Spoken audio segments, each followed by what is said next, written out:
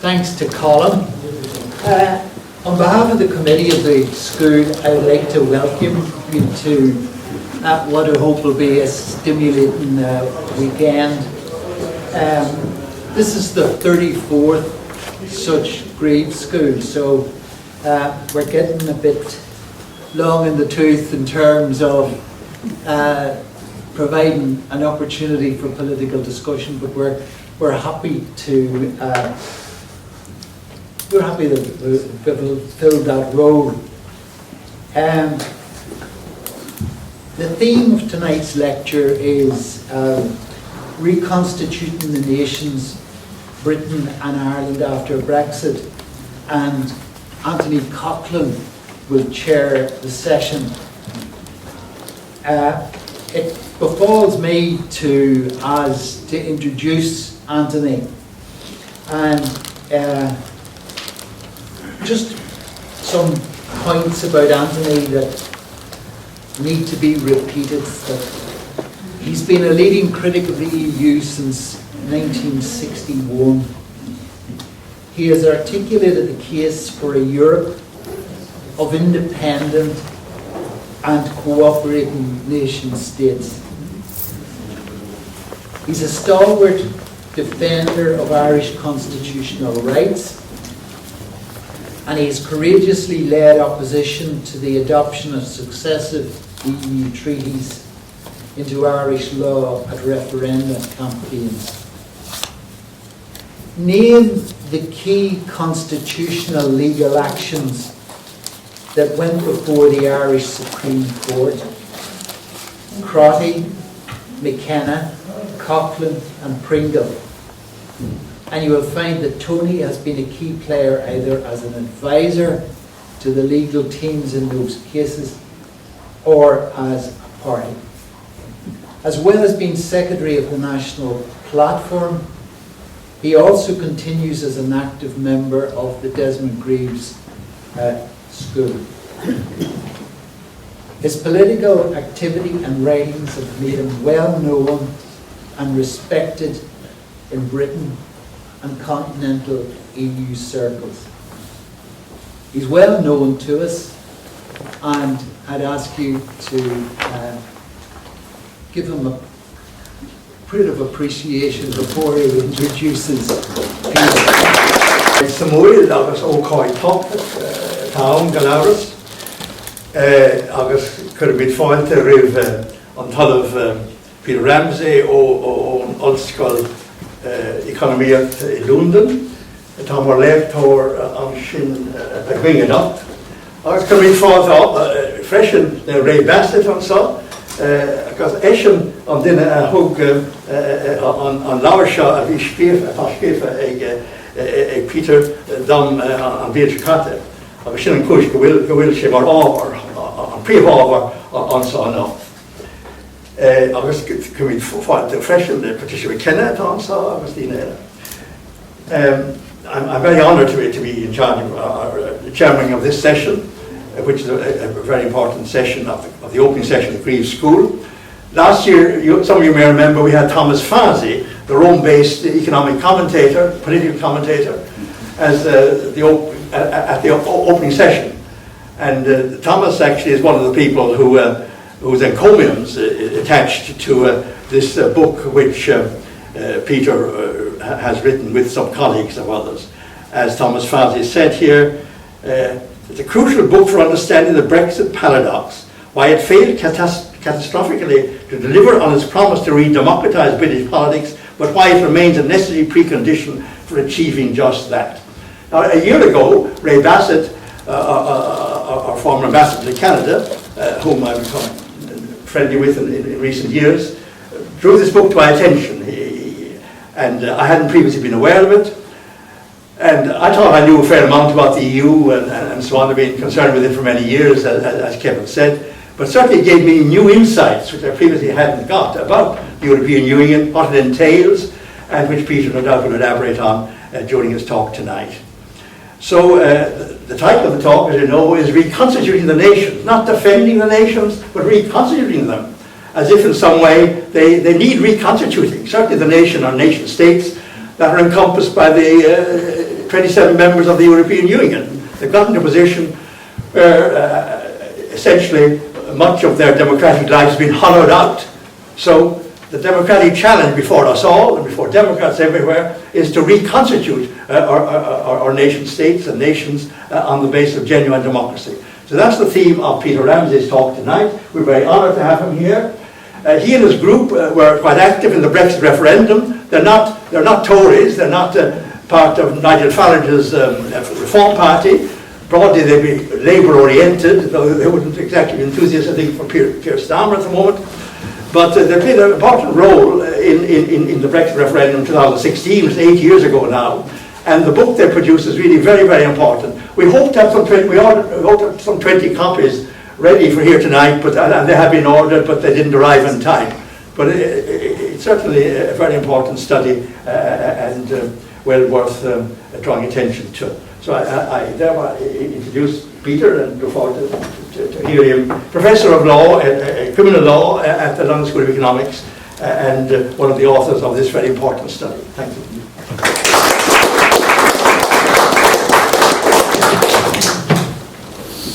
Thank you, Anthony. Let me just get my technology.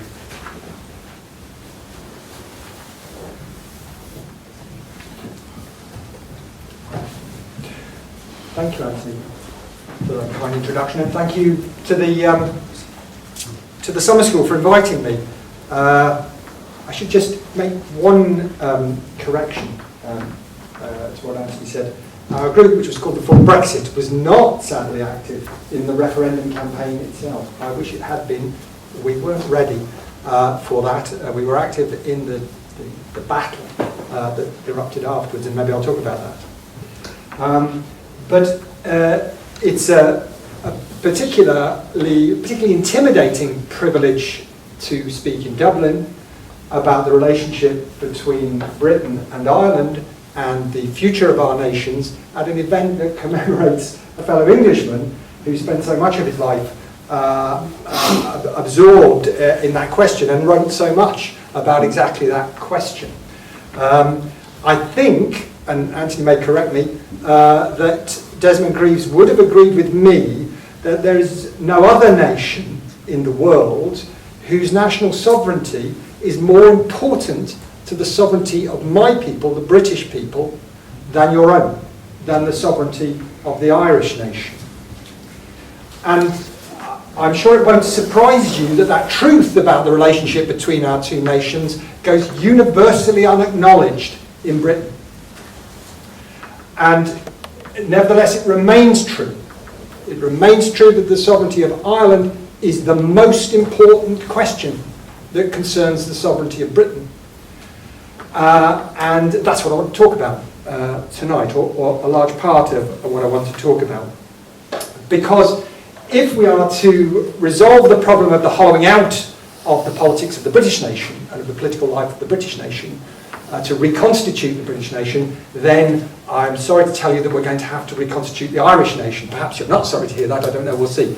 And that works vice versa, I suspect, that if the Irish nation is to be reconstituted, so must the British. For the best part of 2 centuries, the relationship between Britain and Ireland was dominated by what we call the Irish question. I think people in Ireland called it the Irish question as well. It's called the Irish question, and the Irish question was a question asked by the Irish people about whether and how the institutions of the British state could encompass the claims of the Irish nation. And to cut a long, very familiar history short, Britain eventually came up with an answer to that question, which was partition.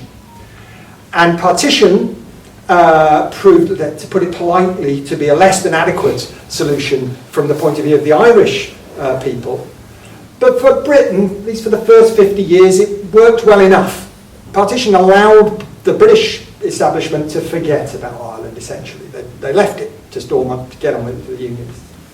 And that worked for 50 years, and as we know, it came apart 50 years later when young Irish nationalists in the north of Ireland raised the Irish question again, essentially. And that quickly span out of control. The British also quickly came up with a new answer to that question, or a new-ish answer, And that was to retain partition, but with power sharing between the nationalists and the unionists within the North, all underwritten by the authority of the government of the Republic. And they came up with that very quickly, that solution, but it took them 25 years of low-intensity warfare before they could actually bring it about in the North. But sure enough, in 1998, the Good Friday Agreement was signed, and the Good Friday Agreement formalised the pacification of the North. And again, for the next 20-odd years, the British establishment could largely forget about affairs in Northern Ireland. They'd solved the problem, they'd parked it. But in 2016, partition re-emerged as a live issue in British politics. In a way, really, that it had not been since the violence that ended 20 or 30 years earlier.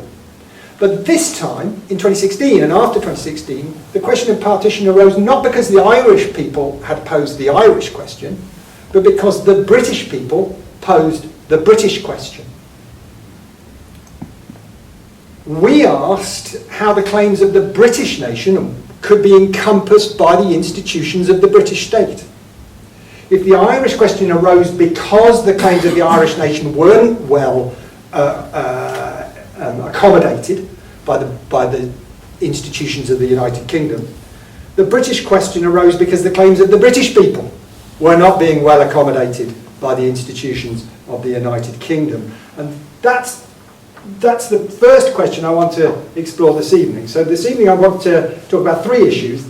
That one, what is the British question? And how did it arise? It's a matter that's dimly understood in British politics. And as I tell that story, I invite you to think about whether it's a familiar story in the Republic as well. Perhaps it isn't, but have a think about how what I say about Britain, whether it applies here.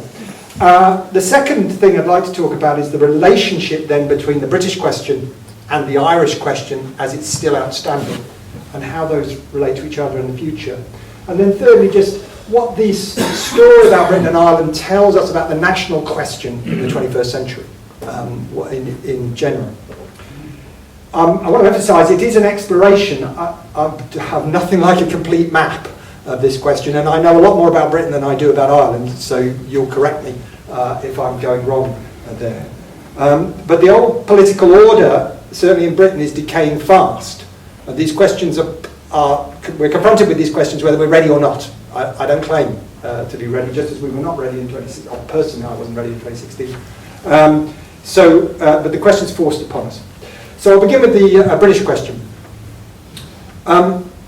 When the electorate voted for Brexit in 2016, they voted against what we might call third way Britain, Tony Blair's Britain, in which most of them had been excluded from the political life of the nation. Most British voters had been excluded from the political life of the nation.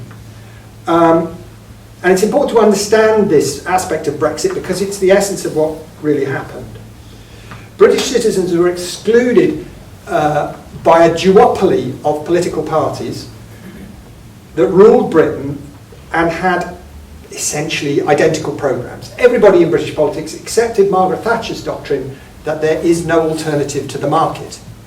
And so all the big questions of politics were settled and depoliticised. Monetary policy was given to the Bank of England by Gordon Brown, and the politicians no longer had anything to say about it.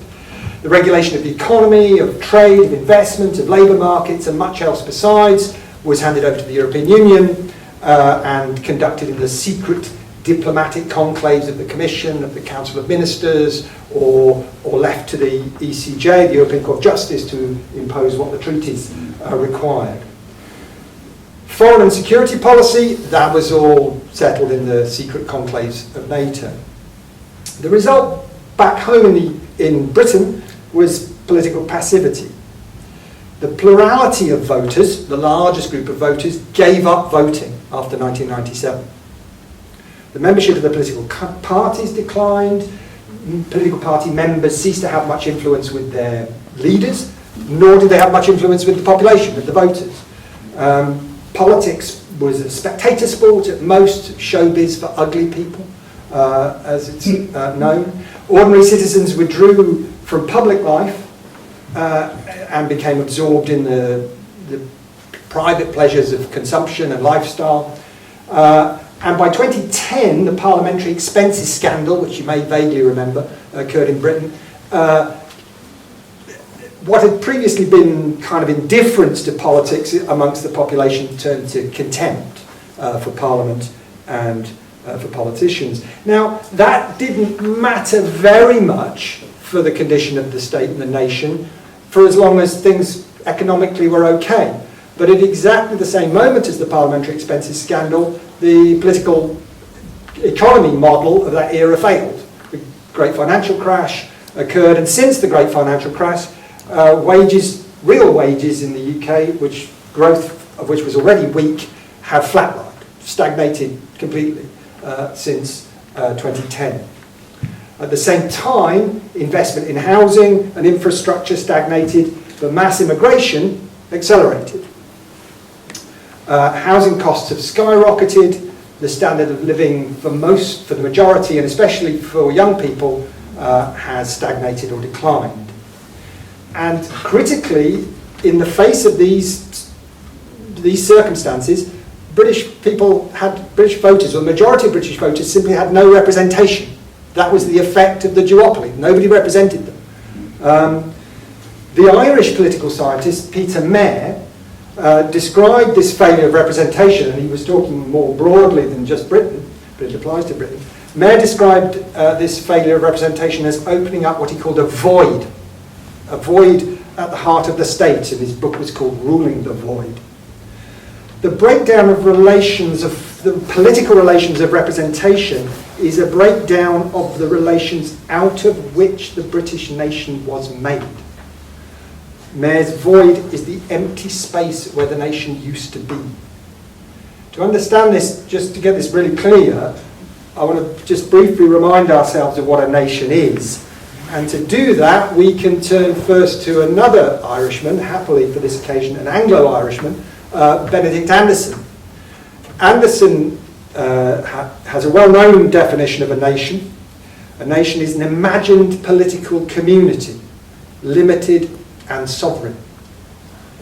An imagined political community, limited and sovereign. A nation is a political community that has to be imagined because we'll never meet, we'll never know everybody who comprises it. And so we have to imagine it. And we imagine this community, this political community, through imagining its limits and its sovereignty, what its borders are, who can belong, and how it is sovereign, which is to say, how it has autonomous authority to rule itself. The sovereignty, a sovereign nation, rules itself. It has an untrammeled right to rule itself. But that self is only a limited group of people, in a limited part of it. It's not all of humanity, and it's not the whole of the earth. So that's the idea of a nation. How do we imagine this sovereignty? What is this sovereignty, this untrammeled right to rule itself? And there we can turn to England's most important political thinker. Thomas Hobbes teaches us that we imagine our unity as a community, as a political community, in the form of a state. And a state is a singular entity in which all of the people are comprised as if we were one. As if we were one person. As if. Of course, it's an imagined thing. We're not one person. We're loads of people. We're a multitude. But we become a nation by imagining that we have a state as if we were one person. And the state comes into existence, and here is the key bit, only because it is represented by some public office which represents the state. That might be a monarch, it might be a parliament, it might be some kind of president, some judges even, a push. You can represent the state in many ways, but you have to give the ultimate authority to rule to some public office, to some person or parliament that says we have the right to rule. And in so doing, we imagine the state into existence. That right to rule is the capacity to make the law and to enforce it. It is only because these public offices represent us, the people, that they have the authority to enforce, to make the law and to enforce it in pursuit of our collective ends. What the French theorist Rousseau called the right to rule, the political right to rule. So we represent ourselves as a nation through this sovereign state. Of course, we make this representation of ourselves to others, and that's often how sovereignty is thought of, as how we make that relation to other nations, to other people. But what we tend to forget is the more important thing is that we represent ourselves as a nation to ourselves. We imagine it to ourselves. National sovereignty is usually conceived as an external relation, but it is an internal relation. Since 1707, the Act of Union between England and Scotland, the British state has achieved this unity of a British nation by its constitutional doctrine that the Crown in Parliament is sovereign. And this doctrine worked well for the British nation. It never worked well for the Irish nation. And the Irish, for reasons we can go into if you want later, but the historical reasons, the British could not accommodate the Irish nation. But it worked successfully to represent the British people. And that's why the withering away of the relationship between us and our Parliament is the withering away of the nation. It is the withering away of the British nation. May's political void is the disintegration and the evacuation of the nation state. A bureaucracy, the thing we normally call a state, a bureaucracy remains as policemen and prisons and civil servants and ministries and all the rest of it. But it's increasingly isolated from the people that it rules, the people it taxes, the people it polices, the people it regulates. And so this is how the British question arose. If you like, this is the material basis of the British question. And it brings us to Brexit. The European Union provides a way in which those who occupy these sovereign public offices can avoid the nation that they claim to represent. The EU does this by institutionalising a duty and a responsibility to the people who occupy those offices, to government ministers and civil servants and so on, to a higher order than the nation, to a higher cosmopolitan order. The EU is the form of government that develops to rule the void where the political relations used to be, where the nation used to be. Nation states in which governmental legitimacy arises from below, from the representation of the citizens, were converted into member states, where member states, governmental legitimacy arises from the horizontal relationships between the elites, the people who occupy these public offices, with each other, with other elites.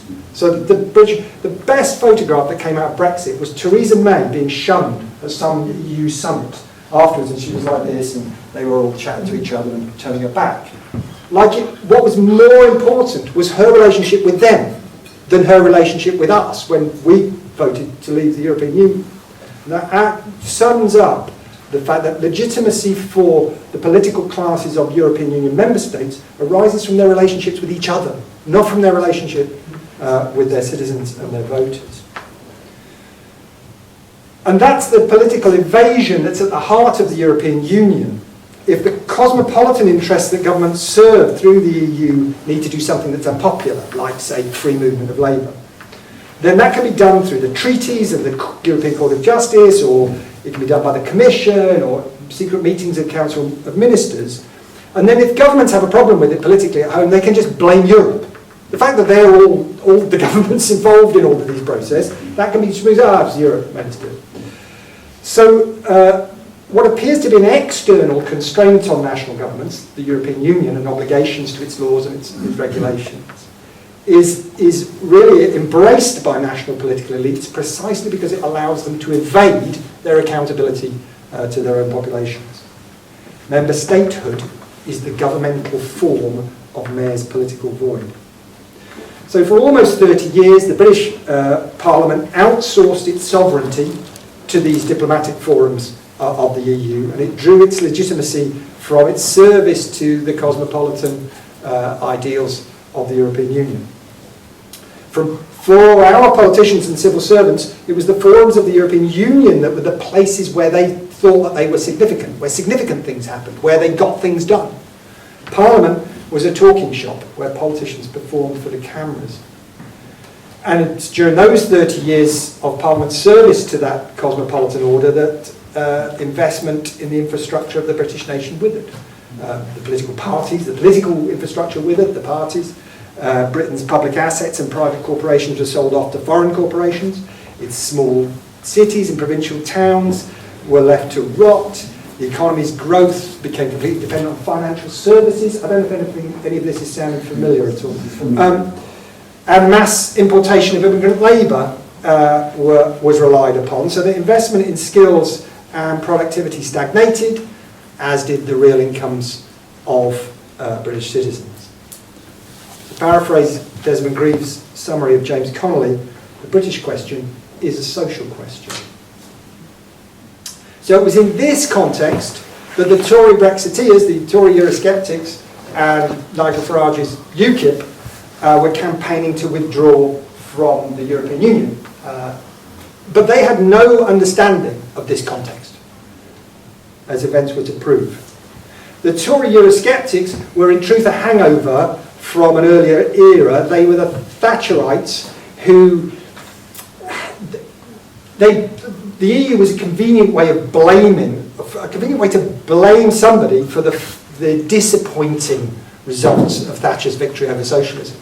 They had this great victory over the British trade union movement, but when it came to it, the British economy wasn't that great. It wasn't the great thing that the free trade revolution was supposed to bring about. And the EU provided a convenient whipping boy for Thatcherites to avoid that. They thought that leaving the European Union was a question of opening up Britain's borders to global free trade, and then the promised free trade revolution would happen. They conceived of the European Union, and this is very common amongst Eurosceptics, I don't know if it's true in Ireland as well, as a foreign superstate that dominated Britain, even colonised it. And you'll find that in Eurosceptic language and propaganda to this day. What they failed to understand is that Britain's EU membership was like the membership of all the European Union's member states, a carefully constructed internal constitutional arrangement. A constitutional arrangement that depoliticised the state, and that leaving the EU would tear that arrangement up. It would tear up an internal political settlement. Now, the large majority of Britain's ruling class understood this very well. The leaders of the political parties and their MPs, the civil servants, the senior bureaucrats in the police and the regulatory agencies, the directors of the big corporations and the quangos, the universities, the professional associations, i.e. the real ruling class, not the comic opera version of Boris Johnson and Jacob Rees-Mogg. They all hated Brexit, and they still hate it. They hate it precisely because it threatens their carefully constructed constitutional arrangement and their entire self-image, their cosmopolitan self-image. So the referendum posed the British question by asking who was in control of the British state. The Leavers said it was Parliament, the Remainers said it should be the EU. But the Remainers couldn't give the British people, the British electorate, a very convincing answer as to why it should be the EU. Voters got no answer to the question of how they were included, or we were included, in the European Union. Without a positive case for EU membership, the British elite resorted to, the Remain elite, the real ruling class, adopted what was called Project Fear. It was called capital P, capital F, Project Fear. We were terrorised with the prospect of the economy collapsing if we left the European Union. Now, it's important just to say as an aside, this is completely untrue. Remainers still make this argument. It's completely without basis. Brexit was not the great leap forward for Britain that the Thatcherites and the Brexiteers said it was going to be, but it wasn't a disaster either. If you look at the figures, Britain's trade relations after COVID lockdown has a dip in all of these things. Essentially, Britain's trade relations, both in exports and imports, are on trend, on the same trend as they were before 2016. So they're changing, services are going up with the EU, goods are going down. But it's exactly the same trend. Britain's kind of dreary GDP performance continues. It's getting a little bit worse at the moment, but again, similarly, it's on trend. Brexit has been what the Remainer journalist Wolfgang Munchau of the Financial Times predicted it would be, a macroeconomic non-event. But Project Fear wasn't only false, it didn't work politically. The majority of people voted to leave. The British academic Anon Menon tells a story about speaking during the referendum campaign in the northeast of England. And he was on a panel, and people had come to hear the arguments. And the panel were discussing how much Britain's GDP would be reduced if we left the EU, and they were bandying figures around 5%, 6%. And one of the audience shouted out, "That'll be your GDP, not ours." And Menon tells this story. And he tells the story because it seems to me that the quip really sums up the disintegration of the nation.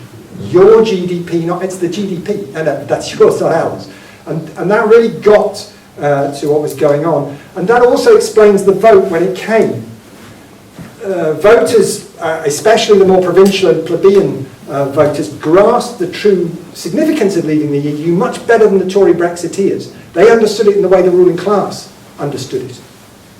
Millions of voters saw the referendum as an opportunity to strike back against their political exclusion from their own state, and they took that opportunity. It was the very fact that everyone from the establishment hated it so much that many voters intuited that was the way they needed to go. And it was a highly class correlated vote, in which the poorer a voter was, the more likely they were to vote to leave. And the richer a voter was, the more likely they were to vote to remain. So Brexit may have proved to be a macroeconomic non-event, but it did prove to be a political earthquake. Immediately after the vote to leave, the representatives of the ruling class came up with a very explicit answer to the British question. The answer from the great and the good was for the electorate even to ask the question about who control and sovereignty over the state proved that we were idiots and racists. That was the answer that we got from my colleagues, from journalists, from MPs. In fact, we were, according to our current Foreign Secretary, we were worse than Nazis. In other words, the very request to have your interests or opinions represented in national decision-making, especially if it involved insistence on the sovereign authority of your nation-state over its own affairs, was, if you'll forgive the metaphor, beyond the pale. To raise the question of political nationhood means today that you are far right. That makes you far right, and ought to exclude you from legitimate politics. And the losing minority in 2016 immediately repudiated the legitimacy of the decision. They called for the vote to be run again, and in so doing, they repudiated the principle of democracy and divided the nation. Which may remind you of something. Repudiating the principle of democracy and reminding you of dividing the nation. So the answer to the British question that voters got from the actual Remainer ruling class was contempt. The answer that we got from the Eurosceptics made no sense at all. And it was in its own way equally insulting. The irony of Brexit, it was a movement led by Thatcherites, obsessed with free trade, but the movement they led was of voters who wanted the state to control labour and capital markets in the interest of the nation, rather than in the interest of business, not to liberate those markets. So the Brexiteers had no idea how to restore Britain's national sovereignty because they had no grasp of what national sovereignty is. They understood national sovereignty only in its external aspect. Oh, we withdraw from the European Union? Problem solved. They thought that having pulled out of the EU, all you had to do was raise up the Union Jack over the public buildings and presto, the nation once again. 5 years on from Britain's departure, and we can see clearly that that's how it worked out. Boris Johnson promised to address the demands of the politically excluded through what was called levelling up, and by getting control of immigration. But his party had no desire to do those things, and at the first opportunity they booted him out, replaced him with unreconstructed Thatcherites of epic incompetence, and the electorate has in turn got rid of them. So Britain left the EU, but we remain in Mayor's void. We left the EU believing the EU wasn't enough. We remain in the political void unrepresented. The houses are unbuilt, the wages are still stagnant, and immigration has accelerated even more. A huge section of the population remains unrepresented, and the British question is unanswered. Keir Starmer recently said explicitly that Ukraine will be at the heart of everything his government does. Could not get a more explicit repudiation. He rules on behalf of a networked transnational elite which loves to flatter itself about its concern for global problems, but has no answer at all to the problems of British society, which it purportedly represents. The only answer it has is to maintain the existing path of stagnation and disintegration. So, on this account, you might think that Brexit was a political failure. The British electorate posed the British question, but the answer was more of the same, only a bit worse maybe. And there's some truth to this. But to stop that would be to miss something important, because the political class's unwillingness to answer the British question is fatal. Notwithstanding the existence of the void, the nation will just not go away. That's the problem. It's real and it won't go away. We're all still here. What about us? The EU is not what the Eurosceptics thought it was. It's not a superstate. It's not developing in a federal direction. The Draghi report, the reaction to it, even amongst Europhiles in the last few days, makes that very clear. Nobody thinks that European integration is going that way. It's the means by which Europe's political elites evade their obligations to their own nations. EU member states, all EU member states, are still nation states, but they are nation states in denial of their national character. And for the UK, the positive side of Brexit is that our political elite has lost the mechanism that it used in the European Union to evade that problem. So after the Tories' defeat just recently, there's not going to be any return to some pre-2016 normality. On the contrary, the national elites' denial and evasion of the nation's reality will lead it increasingly towards state failure. The Labour Party got elected just now in 2024. It didn't recover the votes it lost in 2019 when it repudiated the referendum result. The party's support is reduced to the public sector and the third sector middle classes. Just 20% of the eligible electorate have voted for it. And even among Labour's supporters, there's no enthusiasm for a programme which nobody can identify. There's no apparent programme. So the British elite is out of its depth, and it will increasingly have to rule its own state using the techniques of colonial power that Britain once was, through sectarian divide and rule. So that's the British question. It's still outstanding, unanswered, and that's where we're at in Britain. But there's nowhere was the Tory Brexiteers' failure to effectively address the British question clearer or more sharp than in its failure to deal with the problem of the Irish border. And that brings me to my second thing, the relation of the British question and Britain's existing answer to the Irish question. So after we voted to leave the EU, the British government Theresa May's government found itself confronted by Britain's previous answer, Britain and Ireland's the Republic's previous answer to the Irish question, which was the Good Friday Agreement. The Good Friday Agreement effectively, Ray and others I'll be interested to hear your opinion, but it seems to me it effectively granted Dublin a veto on matters concerning the border, a political veto. If Dublin didn't like some arrangement, it couldn't happen. That's the underlying political deal, whatever the agreement, the legal terms of the agreement say. And Dublin chose to exercise that veto with respect to the trade border. And that veto threw British politics into chaos for several years. It was that chaos that drew me into the problem. Theresa May negotiated the backstop deal, which would have muted Brexit by giving the European Union the final say over whether the UK could leave.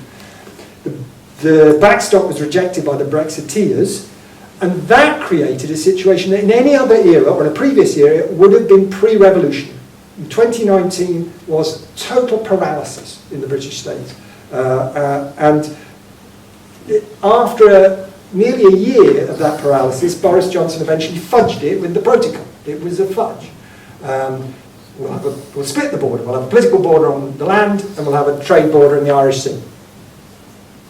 Well, if partition had once served as a distinctly inadequate answer to the Irish question, the Northern Ireland Protocol and the Windsor Framework symbolise the British ruling class's underlying inability to answer the British question.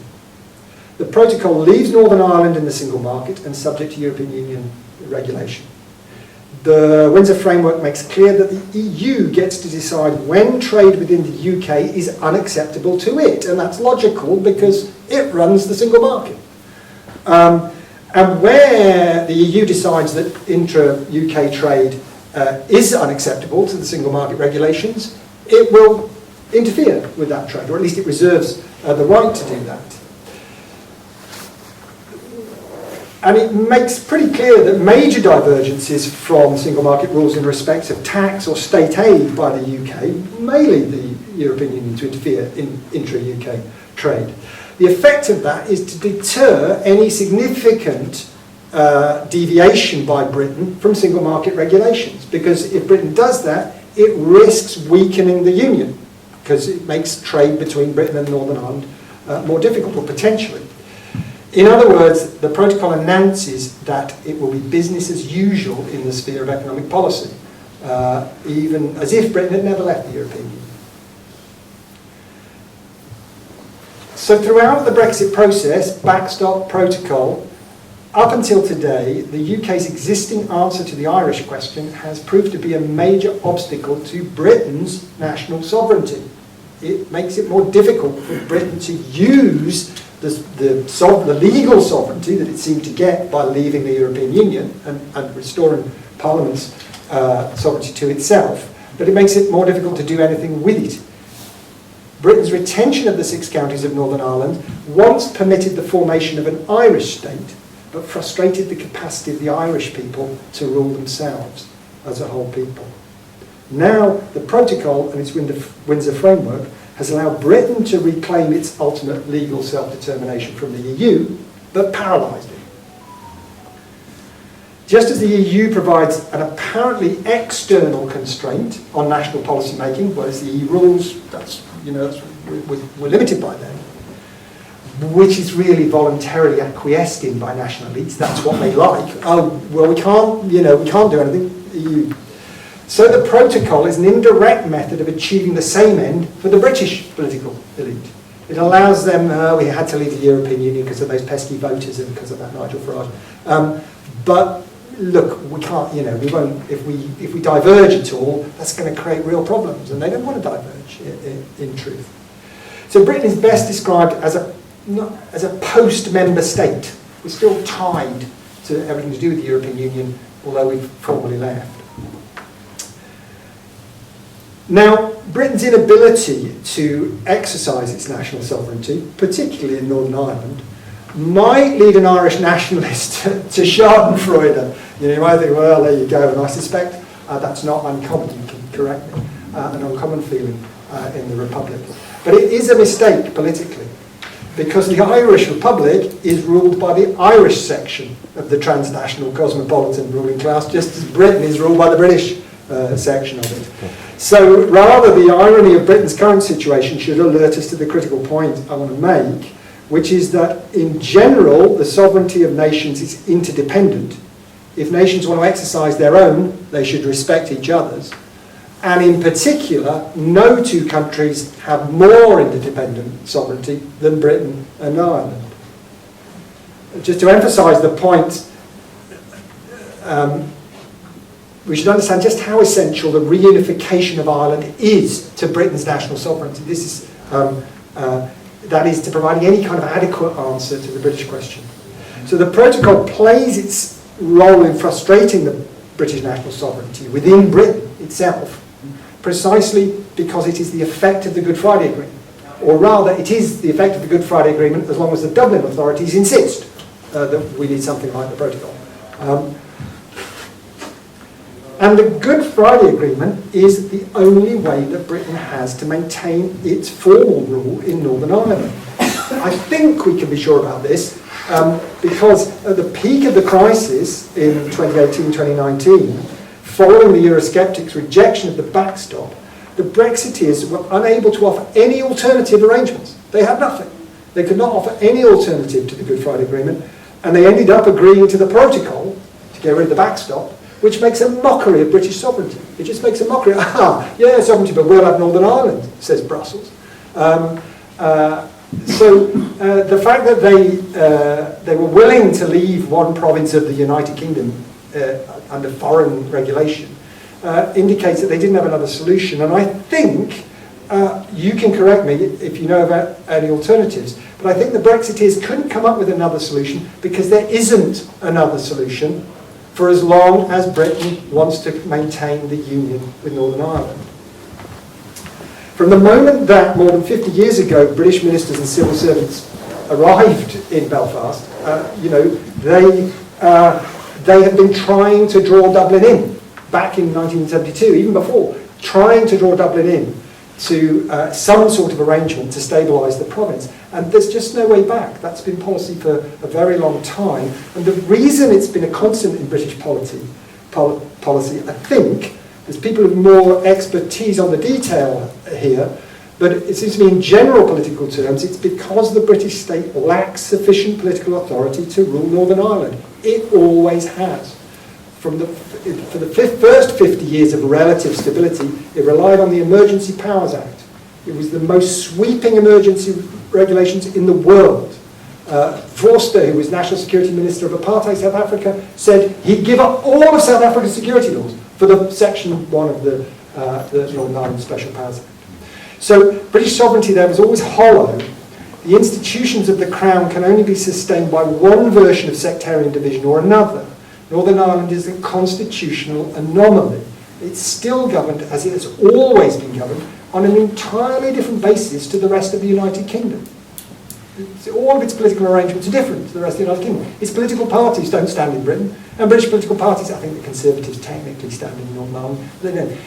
So it's an anomaly, and the British authorities have always tacitly recognised in this way that Northern Ireland isn't part of the British nation. Now the Dublin elite is using, or has used, its political leverage under the most recent anomalous arrangement to put a trade border in the Irish Sea, and the result, it seems to me, is that Northern Ireland has reached the end of the road politically. And its internal political paralysis is now being exported to Britain. The internal political paralysis, now Britain is paralysed in its economic reactions because of the continuation of the Union. Now, of course, this is something that nobody in the British elite understands. I mean, I'm not even sure they could understand it. We'll see, but certainly they don't. All of the pro-Brexit parties are unionist. I mean, that's just the case. They don't get it. Nevertheless, I think it's true. Brexit has called time on the union of Great Britain and Northern Ireland.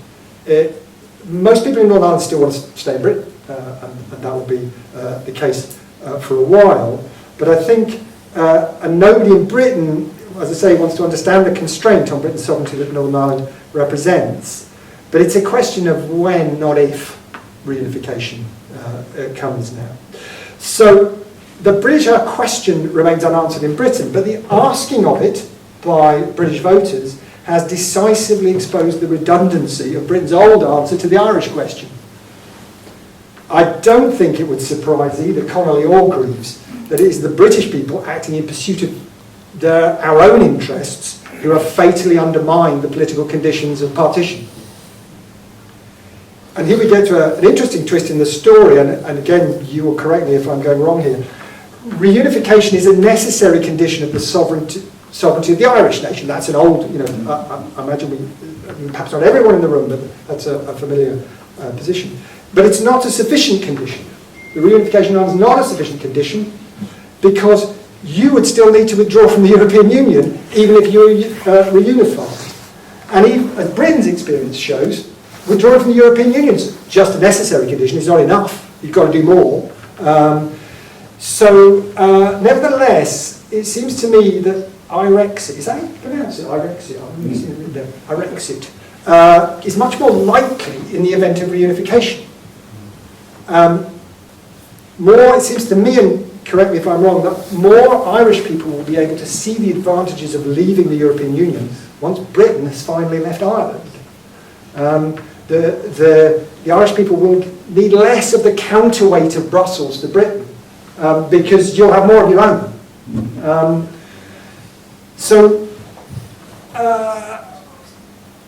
And you have the advantage a little bit that you can learn from Britain's experience. Leaving the EU is only a necessary condition.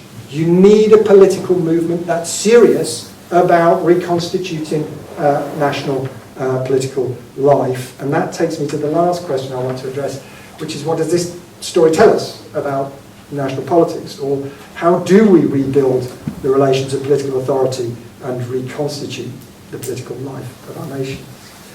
My rulers in Britain after Brexit are still preoccupied with global issues, with net zero, the new Cold War with Russia and China, and with the kind of cosmopolitan concerns to do with identity politics. Their policy, the policy of the British elite, is fundamentally globalist, intersectional and anti-national. We're a post-member state, as I've suggested, but the British question that Brexit raised is still working its way through the body politic. The question for me is, in Britain, is what comes next after the Labour government fails, which it's already failing rapidly. And so the question that's posed, the Tories have failed, they're gone, the SNP have failed, fundamentally Brexit destroyed the SNP's position, they're on the way out, and now Labour had already failed effectively in 2019, it got in because everybody hated the Tories, and that was it. So what happens then? And this question I think, if you've been watching, isn't just a question for Britain. This decay of the old political order is happening everywhere in Europe. In fact, in some ways it's more advanced in France or Italy or in the Netherlands and now Germany. And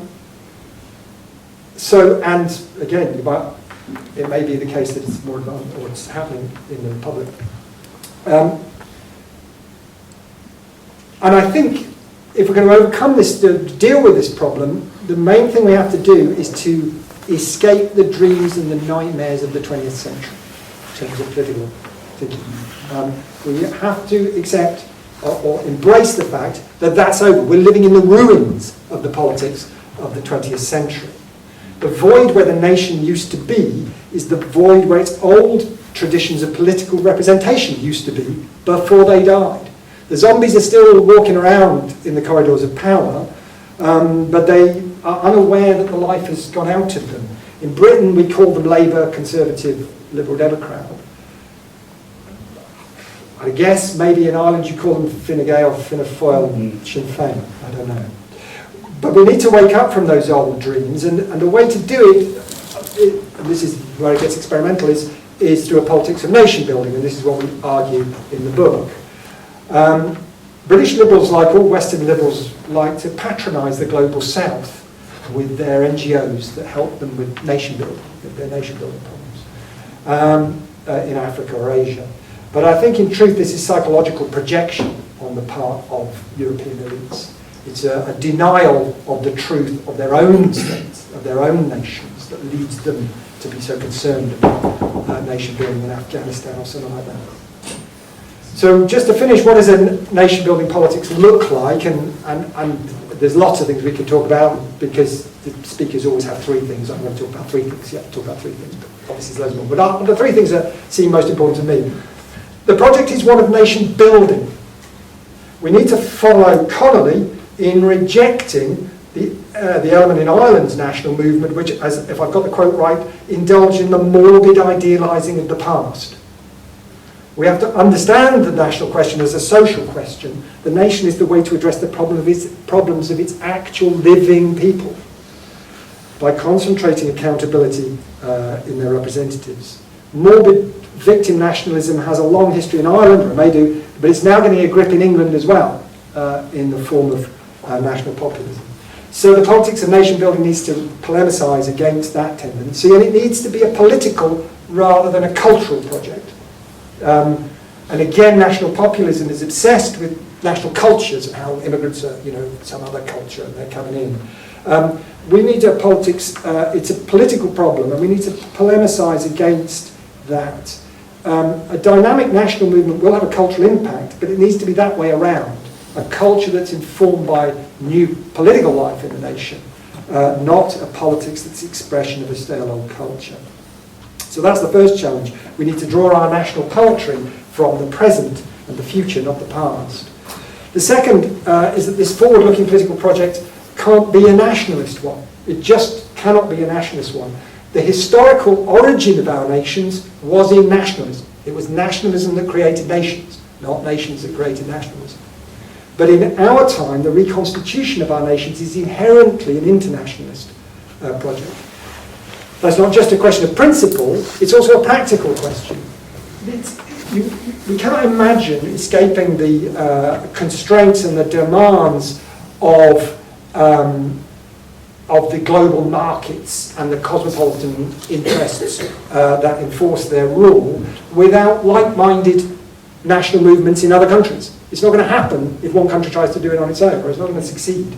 That, if anything, is the experience of third world revolutions. It has to happen in more than one industrial country. We have to at least have movements moving in that direction. And so we need to sharpen the distinction and the contrast between the cosmopolitanism of our transnational ruling classes and all their hangers-on in the professional middle classes. We need to sharpen the contradiction, the difference between cosmopolitanism and internationalism. But they're not the same thing. An internationalist recognises national sovereignty. Hear the word. It's a solidarity between nations. Cosmopolitanism is a dystopian bourgeois fantasy of escaping from the nation, so that elites are no longer bound to the hoi polloi, are not accountable to the rest of us and the responsibilities with it. Whereas internationalism is the solidarity between the peoples of sovereign nations. And so we need to make the argument that real internationalism is the property of those who believe in national sovereignty, not cosmopolitans. And true sovereigntists in Britain and Ireland, being internationalists, recognise the necessity of ending partition. Whereas cosmopolitan globalists have lots of reasons to maintain partition in one form or another. So that's the second challenge, an internationalist critique of cosmopolitanism. And the third is the politics of nation building are inherently democratic. There is no other source of authority in the 21st century that you could deploy to get the houses built, to get the infrastructure sorted, the jobs secured, the skills provided to the population, other than democracy. It's the only way that you would have the authority to do that. And the greatest threat to our democracy is not Vladimir Putin, but our own ruling castes. And that's very, very obvious in Britain and Ireland in the ongoing attack on freedom of expression. That's the real cutting edge of this. I know that there's been good news in Ireland that there's been pushed back the recent attempt to do it. But we have a real challenge to re-articulate the necessity of democracy to freedom, in fact. And there, socialism, we have to overcome the legacy of socialism, which it was an authoritarian experience in many places. We need to polemicise against the authoritarianism of the contemporary left, whose identity politics is very hostile to civil liberty. On the other hand, we need to polemicise against the libertarianism of the right, and amongst young people, especially young and well-educated people, libertarianism has a strong hold because they rightly reject the left's attack on civil liberty. But we need to argue with them that the left are doing the work of cosmopolitan capital and private property. We need to show that the national interest lies in a democratic economy and that democracy and not private property is the true bastion of civil liberty.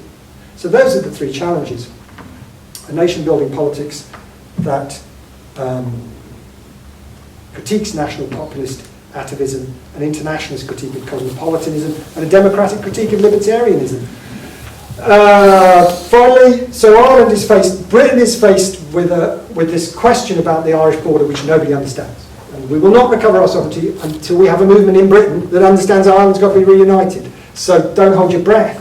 In Ireland you have the opposite problem, which may come upon you a bit quicker, which is the problem of reconstituting your nation, which has to include getting on for 1 million unionists. And there you're faced with, it seems to me, an interesting challenge of magnanimity in the face of a long, bitter history. And there internationalism and democracy are a much better guide than nationalism to that problem of reconstituting the nation. Finally, to conclude, however, more urgent than either of these questions is the question of mass immigration. It seems to me that internationalists need to take a very different position. For cosmopolitans, mass immigration is just an unqualified good. The cosmopolitan mind doesn't like to imagine a political community that is limited, because a limited community is capable of sovereignty, of self-government. And that's why the cosmopolitans don't like that. By contrast, in our current circumstances, this is not always true, but in our current circumstances, internationalists see that mass migration undermines the sovereignty of nation states, both labour importing and labour exporting states. In labour exporting states, we should really propagate outrage among our own people at what Europe is doing to Africa and Eastern Europe, or what Western Europe is doing. More Ghanaian nurses work in the NHS than work in Ghana. That's according to a parliamentary report. We should, Irish people in particular, should be outraged that this is being done to African countries. But British people should too, and we should propagate that. We are inhibiting the possibility of their economic development, of them achieving real political autonomy as nations by stripping them of their talented and their trained and skilled people. And mass migration undermines the sovereignty of the labour importing states, because it's the condition of a political economy that doesn't invest, that substitutes cheap labour for real investment. And all of us, I don't know about Ireland, but it's certainly the case in Britain, that the problem that drove people to ask the British question is the stagnation and the decline and the decay of the public infrastructure. So mass migration undermines sovereignty because it makes life much harder for poorer people. It is the way. So every time you hear politicians from amongst your ruling parties say, we want to include immigrants, what they mean is because that helps us to exclude the people who are already here. So we need a politics that's hostile to mass migration, but at the same time recognises that we have many immigrants who are already here, and that the idea of a democratic, secular nation is probably very attractive to many of them, who come from places which don't have democracy and don't have civil liberties. And that we should see recent immigrants as a tremendous potential political resource. That the task of reconstituting the nation involves integrating everybody into the nation, including the people who are already here. And that, I think, is the distinction between national populism, with its defensive, victim mentality about the nation, they're invading us, and what the task that real nation building involves, which is to integrate the people who come into our national project at the same time as putting an end to mass migration, or doing what we can to put an end to mass migration. So that's it. I hope you hear some echoes of Greaves in what I've said, but I'll stop there. Thank you.